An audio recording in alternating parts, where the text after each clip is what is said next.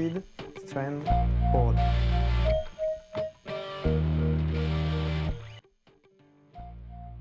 Bonjour, je m'appelle Alexis Loriche, je suis ébéniste, donc c'est menuisier spécialisé, je fais du meuble essentiellement. Ceci dit, j'ai travaillé dans tous les domaines de la menuiserie, de la charpente jusqu'au plaquage, vraiment tout. Je suis aujourd'hui professeur dans une école avec des enfants, des petits, donc de 5 ans à 15 ans. Et j'ai enseigné aussi à des adultes pendant une dizaine d'années. Je partage mon activité une semaine avec l'école et une semaine sur des projets plus personnels, des projets pour des clients, du mobilier essentiellement, mais des escaliers aussi. Je me suis spécialisé parce que j'ai la sécurité de l'emploi avec l'école dans des projets plus complexes et plus épanouissants pour moi. Alors, parlons un peu de l'OSB. L'OSB, c'est ce type de panneau. C'est un panneau qui a été conçu par l'industrie pour répondre à des problématiques propres à la construction, donc dans des formats beaucoup plus grands que le mobilier, pour tout ce qui est aménagement intérieur au départ, mais aussi extérieur. Et quand on parle d'extérieur, ça n'est pas exposé aux intempéries directement, mais par exemple comme sous-structure sous des bardages ou alors encore pour des toitures, on peut utiliser ce matériau-là. C'est un matériau fort intéressant puisqu'il est en fait, et c'est indiqué dans son nom, ce sont des fibres de bois qui sont orientées. Ce qui fait qu'il y a une résistance mécanique très importante dans toutes les directions et pas dans une seule direction comme on le retrouve souvent dans le bois massif. C'est une version agrandie de l'aggloméré. L'aggloméré qu'on retrouve dans le mobilier, ce sont des petites particules de bois. Ici, ce sont des lamelles. Et si je rapproche un peu, vous allez pouvoir les observer. Ce sont des panneaux de beaucoup plus grande surface que ceux-ci, et qui sont en fait en général de 60 cm de large pour 2,50 m de haut, et qui sont façonnés avec des rainures d'un côté, et du côté opposé, une languette. Ici, elle a été coupée, mais ce qui permet d'emboîter les panneaux les uns dans les autres et obtenir des surfaces tout à fait planes, avec des raccords plats.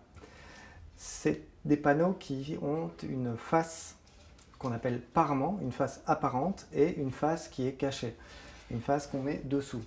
On peut la distinguer au niveau de la rainure parce qu'il y a un épaulement plus important dans une des deux parties. C'est aussi des panneaux qui peuvent être imprégnés en surface et donc avoir déjà reçu une couche de vernis qui peut être plastique en fait, donc pas forcément du vernis, et ce qui permet de le rendre isolant aussi à l'humidité. Et donc c'est un panneau qui peut fonctionner aussi dans des zones humides, mais pas en contact direct avec l'eau. C'est-à-dire une salle de bain par exemple, pour un plancher, ça peut tout à fait fonctionner, mais on doit isoler le bois du reste de la pièce. Donc voilà, on ne peut pas utiliser le matériau directement en contact avec l'eau parce que, comme on le voit ici, il y a de l'air dans le panneau et donc ça a comme conséquence qu'il y a un phénomène de capillarité, que l'eau peut être absorbée comme dans une éponge par les zones où il y a de l'air. Et donc, il y a un risque de voir le bois gonfler, se déformer. Alors, le type 3, aujourd'hui, tous les OSB sont de type 3. Il n'y a plus des 1 et des 2, puisque ça a été interdit, c'était les OSB avec du formol. Aujourd'hui, et depuis presque une dizaine d'années, je crois, à vérifier, mais le formol est interdit pour l'OSB, ce qui fait qu'on peut en mettre des grandes quantités sans intoxiquer les clients ou nous-mêmes nous intoxiquer. Mais donc le type 3, le type 4 sont des OSB qui n'ont plus de formol. Après, la différence entre le type 3 et le type 4, c'est surtout structurellement. Il y en a un qui est fait pour résister dans sa colle à plus d'humidité, c'est le type 4. On peut le mettre pour tout ce qui est extérieur. Mais le type 3, on l'utilise plutôt en intérieur. Et structurellement aussi, il y a moins de résistance, donc c'est-à-dire qu'il y a plus de densité dans le 4 que dans le 3.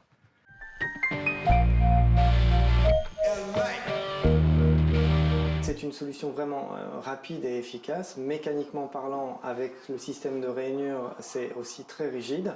En alternant, en faisant un quinconce, on peut avoir quelque chose de vraiment rigide sur des très grands volumes.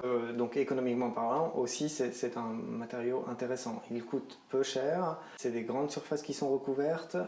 Ce sont des bois qui poussent dans des forêts où on ne doit pas faire attention à la régularité des fûts des arbres, puisque ça va être de toute façon trituré, donc broyé, et que ce sont des lamelles. On peut avoir des différentes sections, et donc on peut obtenir ce type de panneau avec vraiment de grandes variétés d'arbres en termes de forme.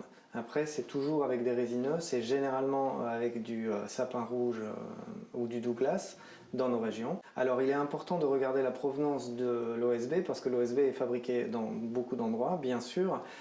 Ici en Europe, c'est réglementé. L'OSB est un matériau qui est très utilisé en construction et qui est donc produit en grande quantité et donc sur lesquels on arrive à obtenir des prix de vente assez bas et au mètre carré, c'est tout à fait intéressant.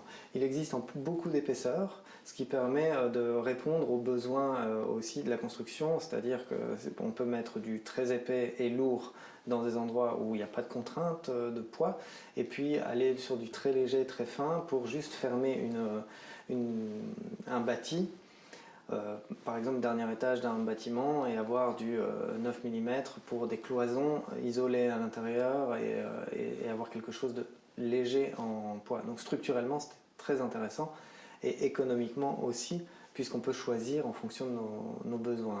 Ça répond aussi à une autre demande forte en construction qui est celle de l'isolation thermique et phonique, puisque on peut avec de l'OSB très fin avoir quelque chose de très résistant, puis ensuite avoir des couches d'isolant d'un côté, que ce soit thermique ou phonique, puis encore un autre matériau type Gyproc, et avec la succession des différents types de matériaux, le son passe beaucoup moins, et donc c'est vraiment un complément fort intéressant pour ça. C'est d'ailleurs utilisé beaucoup en construction pour les cloisons, justement pour les rendre plus hermétiques phoniquement. Et ça a l'avantage aussi de pouvoir aller visser dans les murs sans avoir à mettre des chevilles, des choses comme ça, vu qu'on vient chercher directement le bois derrière.